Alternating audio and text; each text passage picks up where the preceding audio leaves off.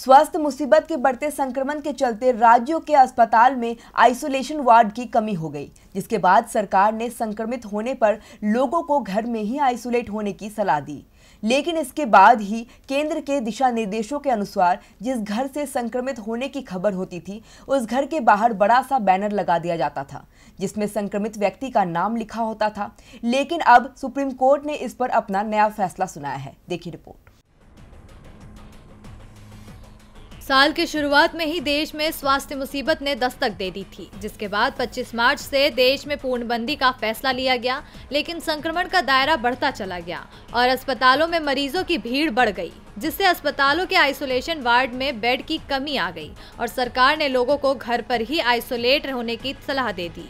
जिसके बाद जिस घर में संक्रमित होने की खबर आई, उस घर के बाहर केंद्र के दिशा निर्देश अनुसार पोस्टर लगा दिए जाते थे, जिससे लोग अपना बचाव कर सकें।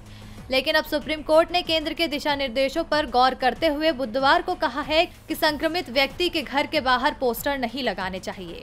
शीर्ष अदालत ने साथ ही ये भी कहा कि विशेष मामलों में पोस्टर लगाने की छूट होगी। न्यायमूर्ति अशोक भूषण की अगुवाई वाली पीठ में न्यायमूर्ति RS रेड्डी और न्यायमूर्ति RM शाह भी शामिल थे। पीठ ने याचिका का निपटारा करते हुए कहा कि केंद्र ने पहले ही दिशा निर्देश जारी कर दिए हैं और इसलिए राज्यों एवं केंद्र शासित प्रदेशों को इस प्रकार के पोस्टर नहीं लगाने चाहिए।